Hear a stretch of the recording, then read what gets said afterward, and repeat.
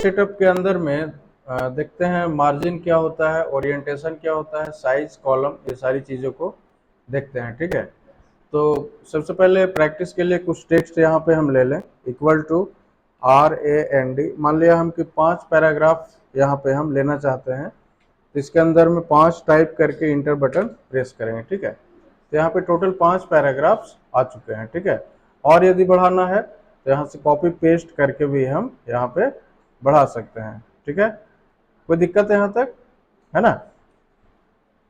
तो अब यहाँ पे डेटा आ चुका है प्रैक्टिस के लिए। कंट्रोल A और कंट्रोल J से इस चीज़ को हम जस्टिफाई कर लेते हैं, है ना, ताकि थोड़ा सा वो बेहतर दिखे। अब यहाँ पे सबसे पहले आते हैं मार्जिन क्या होता है, इस चीज़ को समझते हैं। ठीक है, तो मार्जिन जैसे देखो, जैसे हम कॉपी में लिखना शुरू करते हैं, ठीक है, और यदि साइड में लाइन नहीं खींचा हो तो पेज मोड़ के 1/4 भाग छोड़ते हैं, 1/4 या जो भी है कुछ भाग छोड़ देते हैं साइड में, किनारे में।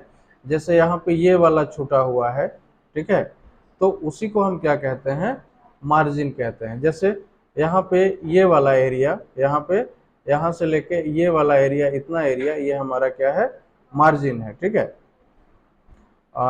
एक सेकंड, उसको हम डायग्राम के थ्रू दिखाने का कोशिश करते हैं। यहाँ पे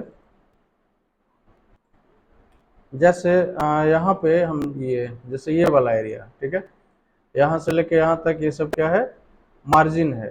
ठीक है, यहाँ से यहाँ तक ये सब क्या है, मार्जिन है। जैसे ये वाला इतना पार्ट, ये सब क्या है, हमारा मार्जिन है। ठीक है, ये भी हमारा क्या है, ये सब मार्जिन है। ठीक है, तो मार्जिन दाएं बाएं ऊपर नीचे कहीं भी हम छोड़ सकते हैं। ठीक है, तो मार्जिन देना चाहिए एक्चुअली, है ना, ताकि जब प्रिंटिंग हो तो कटने का चांस ना रहे, है ना, और थोड़ा बेहतर भी दिखता है। पेज पूरा भरा भरा रहेगा तो अच्छा नहीं दिखेगा, इसलिए मार्जिन का यूज यहाँ पे हम करते हैं। ठीक है, तो मार्जिन को हम सेट कर सकते हैं, मार्जिन को कम या ज़्यादा हम कर सकते हैं। ठीक है, करेंगे कैसे? तो मार्जिन के अंदर में आएंगे तो ये यहाँ पे एक सबसे पहले ऑप्शन है लास्ट कस्टम सेटिंग।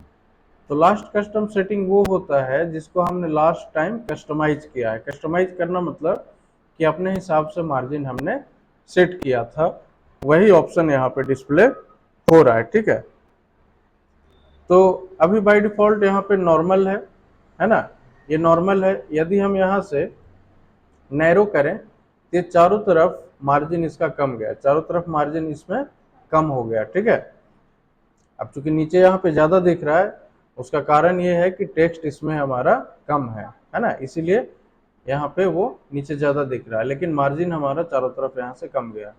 नैरो में क्या होता है, टॉप में 0.5 इंच, बॉटम में 0.5, लेफ्ट राइट यानी कि चारों तरफ से 0.5 इंच यानी कि हाफ इंच हमारा मार्जिन रहता है। उसी तरह से मॉडरेट है, मॉडरेट में टॉप में 1 इंच होता है, ठीक है, बॉटम में 1 होता है, और लेफ्ट और राइट में हमारा 0.75 इंचेस होते हैं। ठीक है, उसके बाद वाइड में क्या होता है, टॉप बॉटम 1-1 इंच होगा और लेफ्ट राइट में 2 इंच। कुछ इस तरह से हम मार्जिन यहाँ पे एडजस्ट कर सकते हैं। ठीक है, मिरर्ड में क्या होता है, 1 इंच टॉप बॉटम और आउटसाइड 1 इंच होता है, इनसाइड में 1.5 इंच होता है। ठीक है, तो मार्जिन यहाँ पे बहुत सारे ऑप्शंस बने हुए हैं, उस ऑप्शंस के थ्रू हम सेट कर सकते हैं। ठीक है, यहाँ पे कस्टम मार्जिन का ऑप्शन है। ठीक है, तो अभी यहाँ पे ध्यान देना है कि लास्ट कस्टम सेटिंग में हमारा क्या था, चारों तरफ 1-1 इंच था। सपोज यहाँ पे क्लिक करें तो चारों तरफ हमारा कितना है,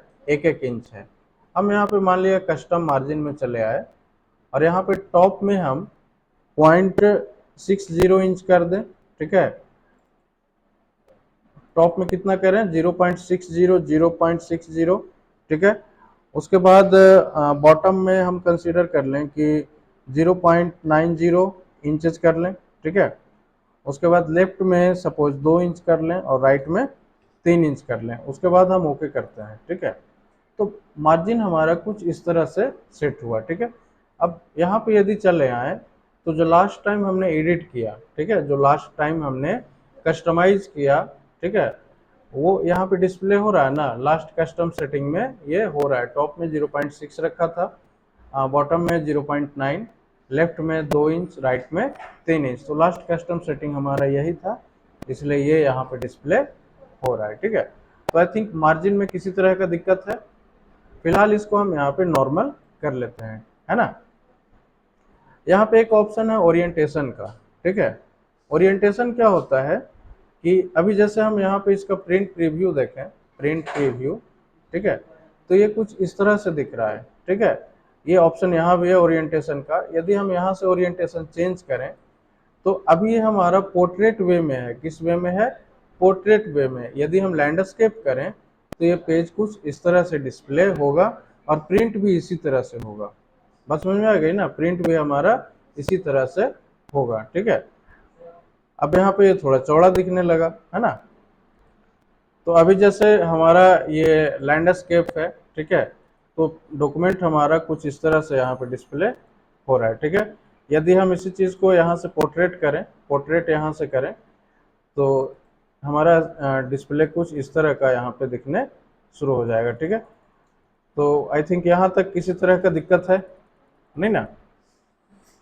आगे बढ़ते हैं इसी में। आगे है इसमें साइज, ठीक है।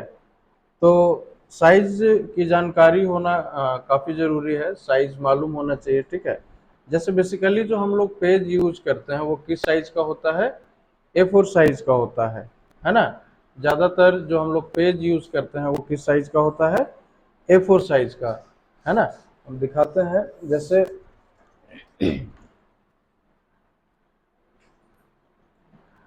अब जैसे साइज में हम यहाँ पे चले आते हैं, तो मान लिया प्रिंटिंग के लिए हमारे पास कौन सा पेपर है? A4 साइज है। तो यहाँ पे हम A4 सेलेक्ट कर लेंगे, तब प्रिंट करेंगे तो प्रॉपर प्रिंट होगा, है ना। मान लिया हमारे पास प्रिंटिंग के लिए A5 साइज पेपर है, तो A5 को सेलेक्ट करेंगे। यानी कि जैसा हमारे पास पेपर है, A5 क्या होता है? A4 का जस्ट आधा होता है। A5 क्या होता है? A4 पेपर का जस्ट हाफ होता है, ठीक है। तो हम साइज चेंज करना जरूरी होता है, ठीक है। इसलिए जरूरी होता है क्योंकि हो सकता है हमारे पास पेज जो प्रिंटिंग के लिए है वो A4 ना हो, है ना। या जैसा रिक्वायरमेंट हो, जिस तरह का पेज अपने पास है उस तरह का यहाँ से हम साइज सेलेक्ट करके उसके बाद प्रिंटिंग का काम करेंगे, ठीक है। तो अभी फिलहाल यहाँ पे हम A4 भी सिलेक्ट करते हैं क्योंकि ज़्यादातर प्रिंटिंग A4 साइज में ही होता है, ठीक है। उसके बाद कॉलम है। यहाँ पे कॉलम क्या होता है? जैसे यहाँ पे यदि हम चले आए तो 1 2 3 लेफ्ट राइट यहाँ पे ये डिस्प्ले हो रहा है। जैसे 1 है ना, तो 1 है। न्यूज़पेपर में अक्सर इस तरह से देखे होगे, जैसे 2 कॉलम पे क्लिक करते हैं तो कोई भी आर्टिकल जो होता है वो कॉलम वाइज लिखा हुआ रहता है। कोई भी आर्टिकल कॉलम के हिसाब से लिखा हुआ रहता है, ठीक है, इस तरह से। तो अभी 2 कॉलम में कन्वर्ट किया तो इस तरह से आ गया, ठीक है।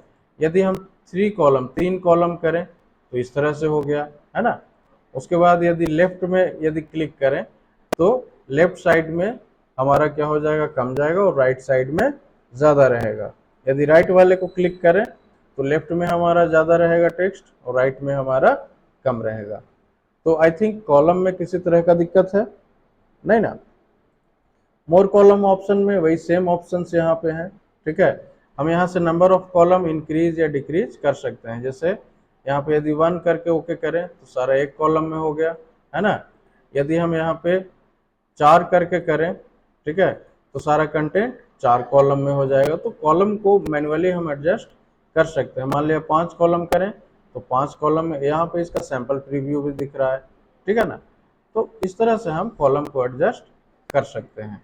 तो आई थिंक यहाँ तक किसी तरह का दिक्कत है नहीं ना। कॉलम का विड्थ यहाँ से हम चेंज कर सकते हैं, हाइट चेंज कर सकते हैं, ठीक है, सॉरी स्पेसिंग चेंज कर सकते हैं यहाँ से। तो कॉलम ऑप्शन में किसी तरह का दिक्कत है, साइज में दिक्कत नहीं है, ओरिएंटेशन क्लियर है, मार्जिन यहाँ से क्लियर है। यहाँ पे एक चीज और है, लाइन बिटवीन का ऑप्शन। जैसे इस पर क्लिक करेंगे, ठीक है, तो ये इसके जैसे यहाँ पे दिख रहा है ना डिस्प्ले टेक्स्ट में, टेक्स्ट जो कॉलम है, कॉलम के बीच में क्या है? यहाँ पे लाइन आ जाएगा, ठीक है। जैसे अभी तो ऑलरेडी लाइन है इसमें, यदि हटाना हो तो इस पे चले जाएंगे मोर कॉलम्स में, और यहाँ से यदि रिमूव करेंगे तो ये लाइन इसके बीच से हट जाएगा, कॉलम के बीच से। यदि हम मोर कॉलम्स में लाइन बिटवीन को टिक करके और ओके करेंगे तो सारे कॉलम के बीच में यहाँ पे लाइन आ जाएगा। ठीक है, इसमें और भी चीजें हैं ना, ये number of column increase decrease करना ये सीख चुके हो। ठीक है, मान लिया स्पेसिंग कम या ज्यादा करना है, फिलहाल इसको यहाँ से हटा लेते हैं। स्पेसिंग सपोज कि हम यहाँ पे इस तरह से कर लें। ठीक है, यहाँ पे 1 इंच कर लेते हैं।